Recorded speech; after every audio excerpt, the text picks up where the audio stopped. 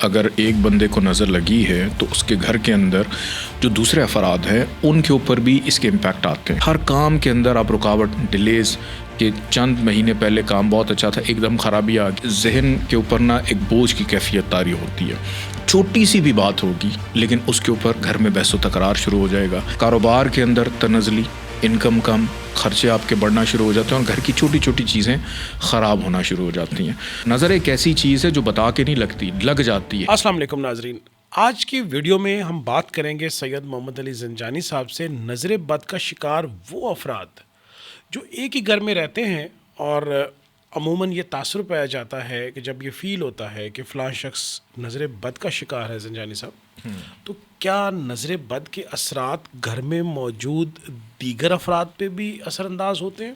بہت شکریہ بخاری صاحب. ڈیفینیٹلی اگر ایک بندے کو نظر لگی ہے تو اس کے گھر کے اندر جو دوسرے افراد ہیں ان کے اوپر بھی اس کے امپیکٹ آتے ہیں.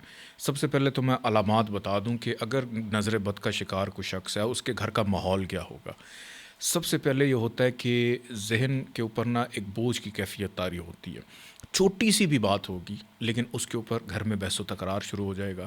اور ایک چیز جس کی طرف ہم توجہ ہی نہیں دیتے کہ آپ کا گھر جانے کو دل نہیں کرتا، یا گھر آ جائیں تو گھر میں اداسی شروع ہو جاتی ہے. اور پھر نیند آپ کی ایسی ڈسٹرب ہوتی ہے کہ بے چینی کا کیفیت، اور ایک بیمار ہوا وہ ٹھیک پھر دوسرا. کاروبار کے اندر تنزلی، انکم کم، خرچے آپ کے بڑھنا شروع ہو جاتے ہیں اور گھر کی چھوٹی چھوٹی چیزیں خراب ہونا شروع ہو جاتی ہیں.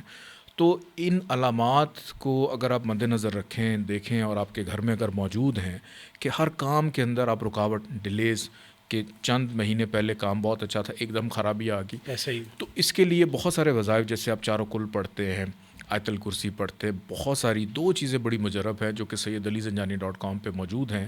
ایک تو لوح نور، جو کہ خصوصی وقت میں آیت الکرسی کا نقش مرتب کر کے لوح نور کو بنایا گیا ہے ان تمام افراد کے لیے جو اپنی زندگی میں نظر بد کی وجہ سے بار بار اس کا شکار ہو جاتے ہیں.